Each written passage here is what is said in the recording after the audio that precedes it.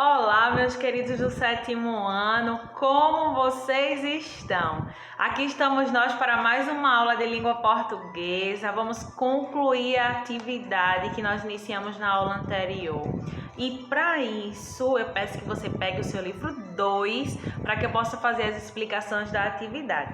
Mas antes das explicações, vamos para a reflexão do dia. E aí eu trago a seguinte reflexão: não estude porque você precisa, estude porque conhecimento é poder. Estude porque nunca poderão tirar isso de você. Estude porque você quer conhecer mais. Estude porque torna você melhor. Estude porque assim você cresce. Estude porque conhecimento é liberdade.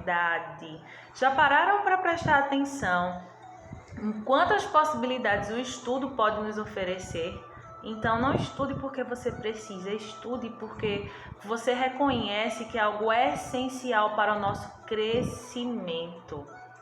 Querer não é poder, mas estudar é fazer acontecer. Nem sempre querer é poder, não é? Mas quando nós estudamos, as coisas elas podem acontecer.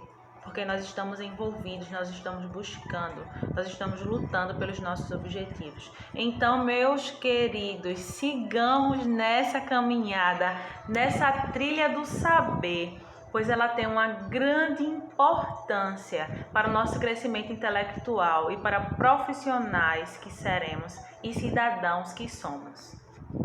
Mas então vamos lá para a nossa atividade. Na nossa última aula, nós iniciamos uma atividade de interpretação de uma reportagem, certo? Que tratava sobre as questões de desmatamento e mudanças climáticas, que acabaram reduzindo, né, as chuvas. Então vejam, hoje nós vamos concluir as questões sobre essa reportagem. São questões bem simples. E você vai abrir o seu livro na página 8. Livro 2, página 8. Vamos lá? Nós vamos responder a partir da letra B. A letra B pergunta: quais são as causas desse problema? Vamos só retomar. A reportagem falava sobre a escassez da água, está atribuindo a escassez da água a vários fatores, certo? Inclusive algumas questões de planejamento, enfim. Então, letra B, quais são as causas desse problema? Aí eu vou perguntar a vocês: será que havia um planejamento dos assentamentos urbanos? Será que tudo era manejado da melhor maneira possível? Será que os equipamentos urbanos eram distribuídos de forma eficiente ou não? Então você vai dizer quais são as causas para esse problema, certo? Para essa escassez, para o não gerenciamento de forma correta da água. 12º, releia o trecho da reportagem científica e responda aos itens. Segundo ele, a existência das unidades de conservação dentro e no entorno das cidades ajudaria no regime de precipitação de chuvas e reteria a água no subsolo e nos lençóis freáticos. Quem é ele citado nesse trecho? Olha a dica para responder a questão. Volta lá no texto, procura esse trecho e você vai descobrir, analisando um trecho anterior a esse que está expresso na questão 12, quem é ele que está sendo citado no trecho, ok? Então você vai colocar o nome dessa pessoa. Vou dar uma dica, é um biólogo, tá? Aí você vai olhar lá no texto e vai colocar o nome dele aí. Você pode colocar até a função que ele assume, eu acho interessante você colocar. Letra B. Para que é usada a expressão segundo ele? Vamos pensar em uma situação básica de comunicação nossa. Nós estamos na sala de aula e de repente eu vou fazer uma explicação e eu cito um autor para vocês e eu digo assim: segundo ele, as coisas acontecem dessa forma, eu vou explicar por quê. Por que vocês acham que é importante utilizar essa expressão segundo ele? Eu vou introduzir a fala de um especialista, vou introduzir a fala de alguém que traz informações importantes, não é isso? Letra C. O que é explicado nesse trecho? Nesse trecho que nós fizemos a leitura anteriormente, é explicado o quê? Existem algumas unidades de preservação, tá, gente? De reservas ecológicas dentro e ao redor das cidades.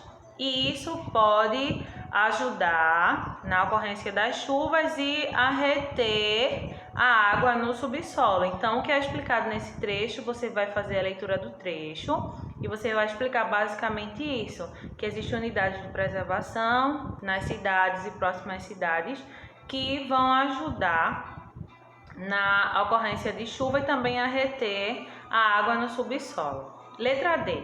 Como as citações de fala de especialista aparecem em outras partes da reportagem? Quando eu estou lendo um texto e aí eu tenho que responder uma atividade, por exemplo, eu vou pegar lá a fala do autor do texto e vou colocar na atividade. Eu coloco entre o quê? Quem lembra? Coloco antes e depois entre...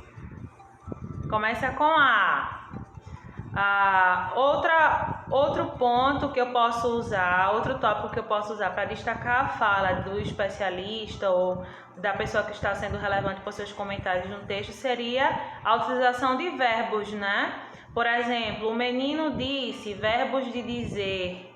Então, você pode colocar aí também, tá? A utilização de aspas, a utilização de verbos que indiquem que o discurso está sendo diferenciado. Então, esse verbo ele pode vir antes ou depois das falas.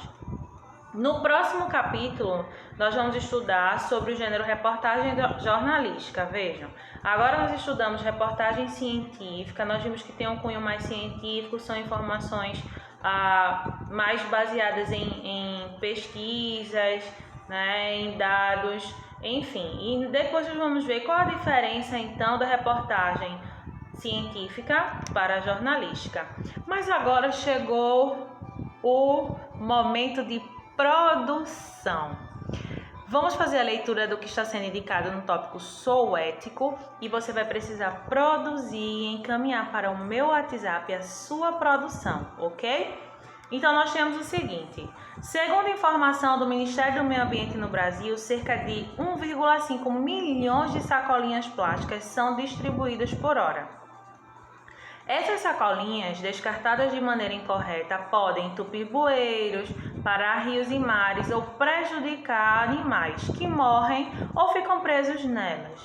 Quantas vezes nós já assistimos reportagens desse cunho que mostra que tudo que a gente descarta na natureza pode provocar, além da poluição, a morte de vários seres vivos, certo? Além disso, em sua fabricação são emitidos muitos gases tóxicos que causam o efeito estufa. Na sua casa tem sacolinha ecológica? Ou na sua casa tem sacolas em excesso, sacolas plásticas? Como é que acontece o descarte dessas sacolas? Em muitas cidades do mundo, a distribuição gratuita de sacolas plásticas foi proibida e a orientação de substituição dessas sacolas descartáveis por sacolas que são retornáveis. Como é exemplificado na imagem que traz o seguinte slogan: eu mudo o mundo, uso sacola retornável. Olha, gente, a sacola retornável ela não vai agredir o meio ambiente, certo? Nós vamos poder utilizar várias e várias vezes. Nós vamos estar contribuindo com a preservação do meio ambiente e também com a preservação das espécies. Então, qual é a sua missão? Olha, como nós estamos nesse período que nós não estamos podendo, estar em nossas aulas presenciais, a ideia é readaptar as atividades propostas. Então, como é que nós vamos readaptar essa atividade? Após você responder a letra B, o 12º, da letra A até a letra D, nós fizemos a leitura aqui sobre a questão das sacolas plásticas, que o ideal é que se use sacolas retornáveis. Então, o que é que você vai fazer? Você vai pesquisar algumas informações e você vai anotar, pode anotar no seu caderno de português, coloca a data de hoje, no seu caderno de português a página do livro e coloca tópico Sou Ético, tá? Então você vai pesquisar informações e você vai escrever, você vai formular argumentos para que você possa construir um banner informativo, certo? Esse banner informativo, todo banner a gente vai ter que ter um slogan, né? A gente vai ter que ter uma frase de efeito. E aí tem: eu mudo o mundo, uso sacola retornável. Que frase de efeito você usaria para provocar nas pessoas a reflexão e até o desejo de trocar o uso das sacolas plásticas pelas sacolas retornáveis? Então, tópico 2.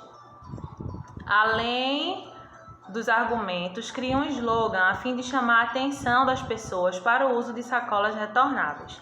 A ideia que o livro traz é que essas produções elas sejam postadas nas redes sociais como uma campanha de conscientização, ok? Então, usa a sua criatividade. Você pode fazer num pedaço de cartolina, por exemplo, você pode fazer numa folha de ofício. Você vai criar um banner explicativo sobre a importância da utilização das sacolas retornáveis. Faça desenho, dê um colorido, use lápis hidrocor, lápis para colorir a imagem, enfim, fica a seu critério, mas use a criatividade e crie o seu banner, ok? Sobre a importância do uso das sacolas retornáveis. Por que é que vocês não vão precisar, por exemplo, se você tiver se houver a possibilidade de você construir um banner sendo em algum programa da internet, em algum aplicativo, não tem problema, você pode construir e me encaminhar.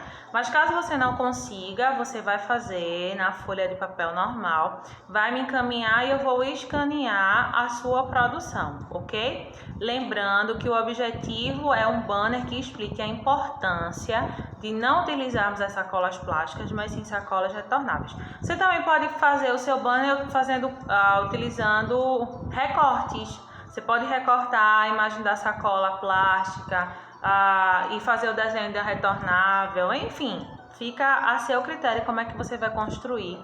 Mas, meus queridos, eu fico no aguardo dessa produção no meu zap privado, ok? Para que nós possamos montar a postagem da nossa atividade.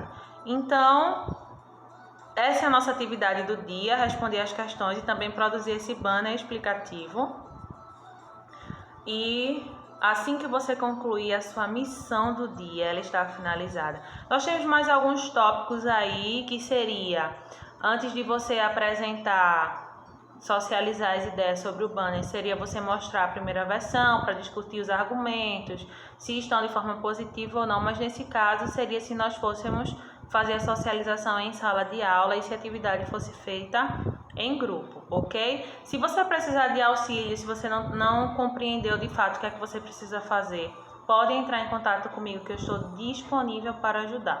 Mas é simples, muito simples. Você vai precisar ter argumentos que convençam as pessoas da importância da troca das sacolas plásticas pelas sacolas retornáveis. Ok, meus queridos? Forte abraço para vocês. Até a nossa próxima aula. Sigamos firmes e fortes e, se Deus quiser, já estaremos juntos. Tchau, tchau!